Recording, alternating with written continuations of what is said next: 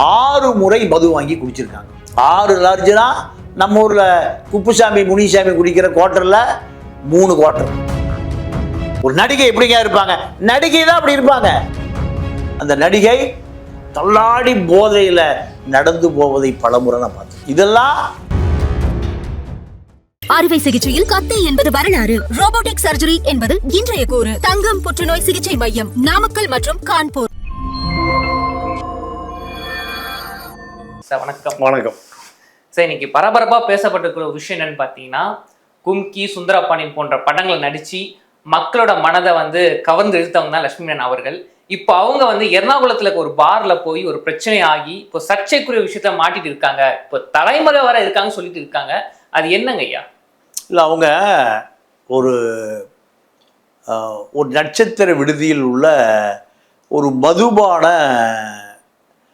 பாரில் ஒரு உதவியாளர், பெண் உதவியாளர், 4 ஆண் நண்பர்களோடு அந்த அம்மா மது குடிக்கிறாங்க.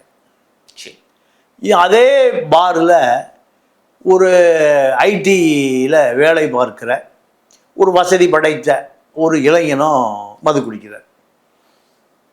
இந்த 2 பேருக்கு அருகருகில் உள்ள மேசை. அப்போது இந்த ஐடி ஊழியர் லட்சுமி மேனனுடைய டேபிளை மேசையை கண்காணித்தபடியே இருக்கிறார்.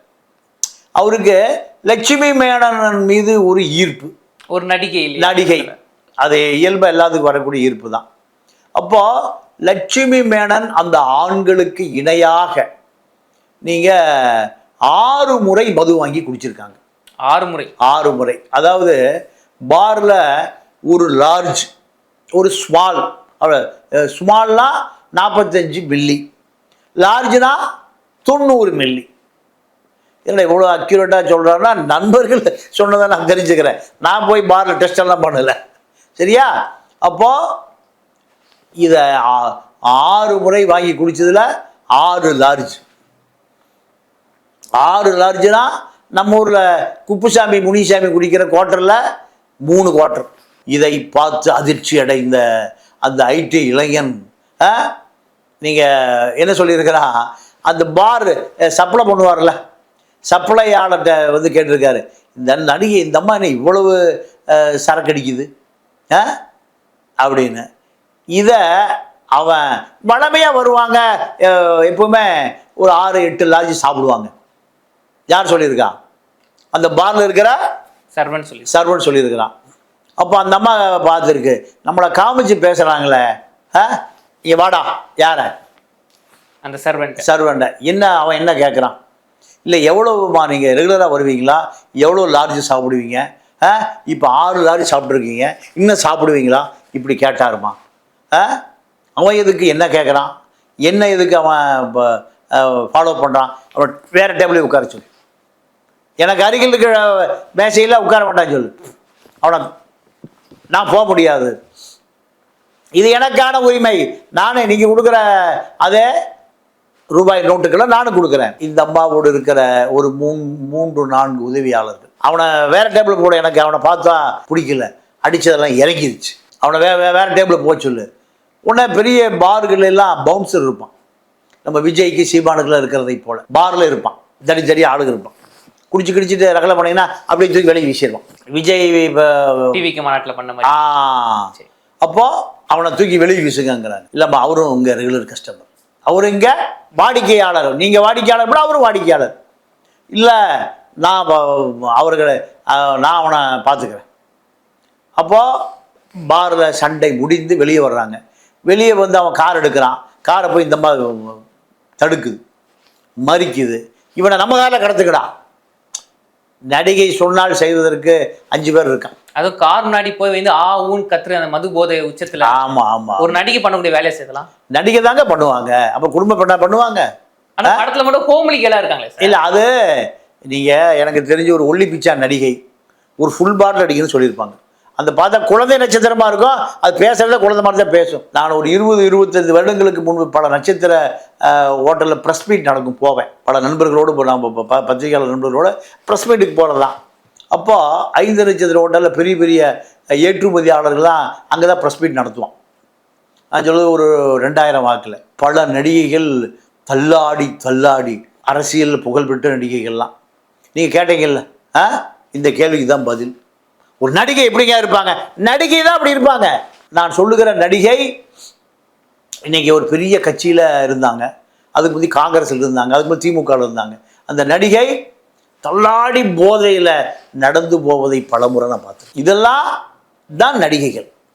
மது இல்லாமல் நடிகைகள் இரவில் குத்தாட்டம், பண்ணை விட்டு பார்ட்டி, இதெல்லாம் சகஜமான விஷயம்தான். இப்போ இந்த கலாச்சாரப்படி லட்சுமி மேனனும் ஒரு ஆண் நண்பர்களோடு மது குடிப்பதை பரிகாசம் செய்கிற ஐடி இளைஞன் கடத்தப்படுகிறான். நீங்கள் இதில் என்ன நடந்தது? பெங்களூரில் தர்ஷன் தன்னுடைய ரசிகனை கொலையே பண்ணுறான். அவன் தாக்கப்படுவதை அந்த தர்ஷனுடைய காதலி, மனைவி அல்ல காதலி, நீங்கள் அந்த ஃபோனை பார்த்துட்டு அவன் அடி உத, அவன் என்னை அசிங்கமாக எழுதிட்டான் இன்ஸ்டாகிராமில் ஃபேஸ்புக்கில். கொல்லப்பட்டான், கொலை செய்யப்பட்டான். அதுக்காக தர்ஷன் ஜெயிலில் இருக்கார். கர்நாடகாவில் ஒரு பெரிய நடிகர். இப்போ அதே போல தான் லட்சுமி மேனன் தன்னுடைய ஆண் நண்பர்களோடு தன்னை பரிகாசித்த அந்த ஐடி ஊழியரை அதாவது அவன் 4-5 பேர் சேர்ந்து அவன் கார்லேருந்து இவங்க காரை கடத்துறாங்க. அவன் ரோட்டில் போகிறான், இவங்க ரோட்டில் போகிறாங்க, பின்னாடியே ஃபாலோ பண்ணிட்டு போய். அதான் ஏன் சார், ஏன்னா பார்லேயே சரி நல்லா அடிச்சிருக்காங்க, ரத்தம் வந்திருக்கு. அப்புறம் கார் எடுத்துன்னு வெளியே போனா அந்த ஊழியர், அப்போ வெரைட்டி போய் அடிச்சிருக்காங்க. அப்புறம் தனியா போதை பார்த்து கார்ல கடத்திருக்காங்க. எதுக்கு இவ்வளவு வெறி சார்? இல்லை, அது அந்த அம்மா இயல்பாகவே லட்சுமி மேனனுக்கு ஒரு திமிர் பிடிச்ச பிடன்னு சில மூத்த சினிமா பத்திரிகையாளர் என்கிட்ட சொன்னாங்க. அப்போ அந்த திமிரு அப்புறம் ப்ளஸ் பணம் இதெல்லாமே கண்ணை மறைச்சிடும். ஏன்னா ஒரு படம் 2 படத்தில் நீங்கள் நடிச்சிட்டாலே இவர்களுக்கு என்ன வந்துடும்? தன்னை ஒரு மிகப்பெரிய பிரம்மம் நினச்சிக்குவாங்க. மக்கள் கொண்டாடுகிறார்கள், இளைஞர்கள் கொண்டாடுகிறார்கள், தன்னை மிகப்பெரிய லேடி சூப்பர் ஸ்டாராக நினைக்கிறார்கள் என்ற அகங்காரமும் திமிரு வந்து. இதே நடிகை சாதாரணமாக ஒரு அரசு அலுவலகத்துக்கு போனால் ஒரு நாள் 8 மணி நேரம் வேலை பார்த்தா ஒரு 50,000 சம்பளம் கொடுப்பான். உயர் படிப்பு படிச்சிருந்தா 1 லட்ச ரூபா சம்பளம் கொடுப்பான். ஆனால் 20 லட்ச ரூபா அந்த அம்மாவுக்கு ஒரு படத்துக்கு. எவ்வளோ சம்பளம்? 20 லட்சம். அப்போ 30 லட்சம், இப்படி 50 லட்சம் பணம் கொடுத்தா திமிரு வரத்தானே செய்யும். ஆண்கள் மட்டுமே கலந்து கொள்ளுகிற மதுபான விடுதியில் ஆண்களுக்கு இணையாக மது குடித்துட்டு கொட்டமடிக்கக்கூடிய அளவுக்கு நீங்கள் சமூகம் சீர்கெட்டு போச்சிருந்தா இதை எடுத்துக்கணும். ஆனால் அப்படிப்பட்ட நடிகைக்கு தான் ஒரு கொஞ்ச காலமாக தமிழ் சினிமாவில் வாய்ப்பே இல்லாமல் போயினாங்களே சார், வாய்ப்பே கிடைக்காம. அதாவது அது இப்போ திரைப்பட உலகம் எப்படி இருக்குன்னா, பிரம்மாண்ட படங்கள் தான் இப்போ வருது. 50 வயதான திரிஷாவை தான் கதாநாயகியாக போடுறான். அது ஒரு வகையான அரசியல். மணிரத்னம் பல ஆட்கள் அது முழுக்க தன் இனம் சார்ந்த தமிழச்சியை சினிமாவில் நடிக்க முடியாது. கேரளாவை சேர்ந்த நடிகைகள், கர்நாடகாவை சேர்ந்த நடிகைகள், ஆந்திராவை சேர்ந்த நடிகைகள் தான் தமிழச்சியில்.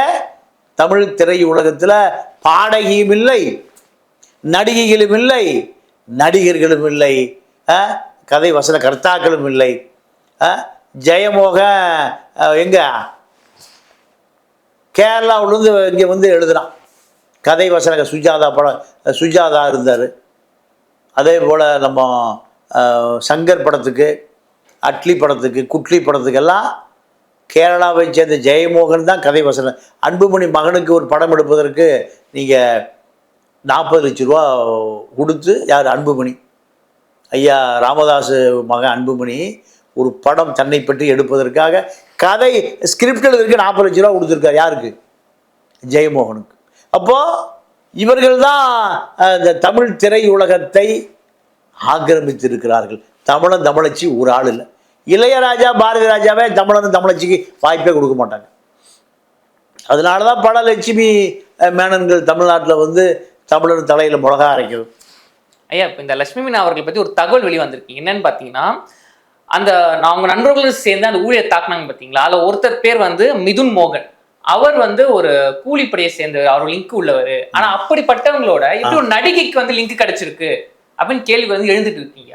இல்லைங்க, அதாவது சமூக விரோதமாக பணம் புரளக்கூடிய நபர்கள் தான் லட்ச லட்சமாக செலவு பண்ணுவோம். யாருக்கு? நடிகைகளுக்கு. இப்போ சுகேஷ் சந்திரா பல கோடி ரூபாய் ஊழல், அவன் அரசு ஒப்பந்தங்களை எடுத்து தரேன்னு சொல்லி பல பேர்கிட்ட நம்ம டிடிவி தினகரனுக்கு ரெட்டலை வாங்கி தரேன்னு சொல்லி ஒரு 100 கோடி ரூபா வாங்கிட்டான் சுகேஷ் சந்திரா. பல நடிகைகள் அவனுடைய பண்ணை வீட்டுக்கு வராத நடிகைகளே கிடையாது. இந்த பணத்தை பல கோடிய நடிகைகளுக்காக செலவணும். அவன் சிறையில் இருக்கிற பொழுதே நடிகை போய் பார்த்துட்டு வரான், எங்க திகாரி ஜெயிலில் போய் பார்த்துட்டு வர்றான். அப்போ இது போன்ற சமூக விரோதிகள் தான், சட்டவிரோத விரோதிகள் தான் என்ன பண்ணுவான், நடிகைகளுக்கு செலவு பண்ணுவான். நீங்க தாவூத் இப்ராஹிமுடைய துபாய் அரண்மனைக்கு போகாத பாலிவுட் நடிகைகளே கிடையாது. ஏன்? கோடிகள் அப்படி தூக்கி வீசுவான். அதே கதை தான் லட்சுமி மேனனோடு ஒரு கூலிப்படையை சேர்ந்தவன் ஏதோ ஒரு வேலைக்காக லட்சுமி மேனனோடு தொடர்பில் இருந்திருக்கு. அவன் தான் எவ்வளோ வீசுவான், கோடிகளை லட்சங்களை வாரி இறப்பான். நீங்கள் அந்த பாருக்கு 5 பேர் போய் தண்ணி அடிச்சிருப்பாங்க, 1 லட்ச ரூபா பில்லு இருக்கும். எவ்வளவு? 1 லட்ச ரூபா பில்லு இருக்கு. 1 லட்ச ரூபாய் யாராவது செய்ய முடியுமா? அது மாதிரி பல நாள் செய்யக்கூடிய நபர்கள் யாரு? சட்டவிரோதமாக சமூக விரோதமாக சம்பாதிக்கப்படுகிற அரசு ஒப்பந்தங்களை போலி பேரில் எடுக்கக்கூடிய இப்படி பல ஆட்கள் தான் நடிகைகளுக்கு லட்சக்கணக்காக செலவு பண்ணுவோம். அப்போ கூலிப்படையை சேர்ந்தவர்கள் தொடர்பில் இருப்பது என்பது ஒரு பெரிய அதிசயம் இல்லை.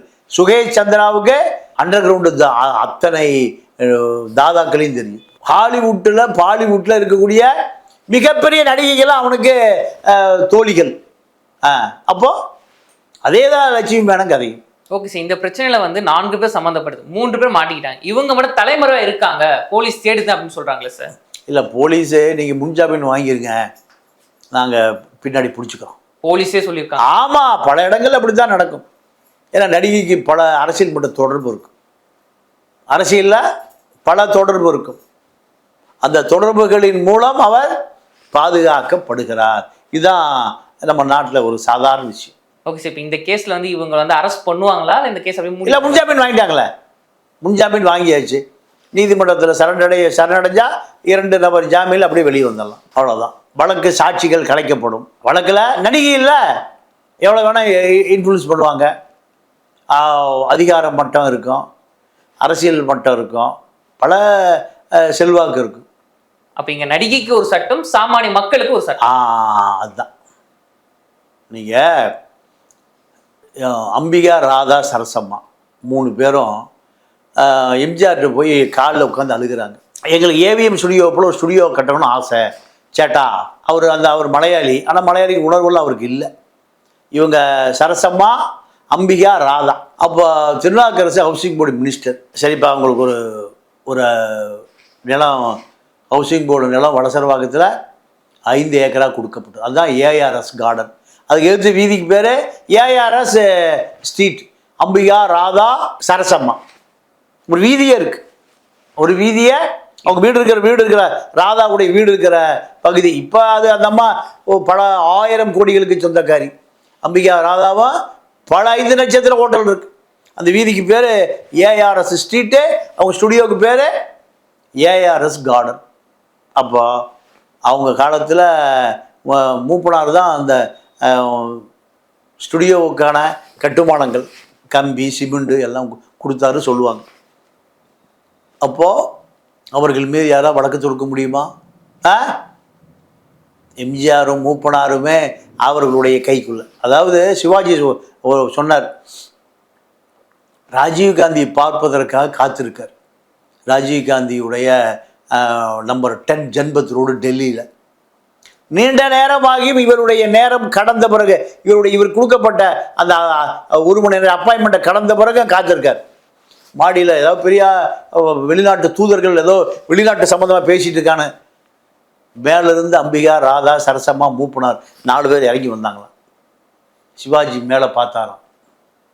காங்கிரஸுக்கு அன்று தான் நான் தலைமொழிகிறேன்னார். என்கிட்ட ஒரு டூயட் பாடுறது கை கொடுக்குறக்கு அம்பியார் அதை நடுங்கி என்னை தொழுவாங்க. ஆனால் மேலேருந்து வரும்போது எங்கே எப்படி இருக்கீங்க? இதுதான் அரசியல். அப்போ அம்பிகாவதி இப்போ லட்சுமி மேனன். இதுதான் அரசியல்.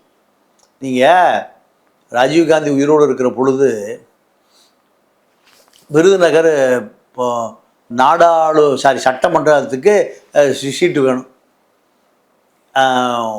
காமராஜ் பேர சீட்டு கேட்குறாரு. ஸ்ரீதேவியுடைய தங்கை கணவர் சஞ்சயும் சீட்டு கேட்குறாரு. சீட்டு யாருக்கு கிடைச்சிருக்கும்? காமராஜர் பேரனுக்கா நடிகை ஸ்ரீதேவியினுடைய தங்கை கணவர் சஞ்சய் கிடைச்சிருக்குமா? காமராஜர் கிடைச்சிருக்க வேண்டியதான். கிடைச்சிடும். காமராஜர் கிடைக்கல.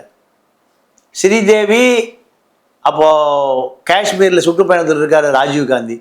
அப்பாயின்மெண்ட் கேட்டு காஷ்மீர் போகிறாங்க. யார்? ஸ்ரீதேவி. அடுத்த நாள் காலையில் அவர் வேட்பாளராக அறிவிக்கப்படுகிறார். சஞ்சய் ராமசாமின்னு ஒரு ஊழல் ஹைகோர்ட் ஜட்ஜ் அவர் இருந்தார். அவர் ரிசைன் பண்ணிட்டு போனார். இதுதான் நடிகைகளுக்கும் அரசியல்வாதிகளுக்கும் உள்ள தொலை தொடர்பு. நன்றி சார், தொடர்ந்து பேசு. நன்றி, வணக்கம். அறுவை சிகிச்சையில் கத்தை என்பது வரலாறு, ரோபோட்டிக் சர்ஜரி என்பது இன்றைய கூறு. தங்கம் புற்றுநோய் சிகிச்சை மையம், நாமக்கல் மற்றும் கான்பூர்.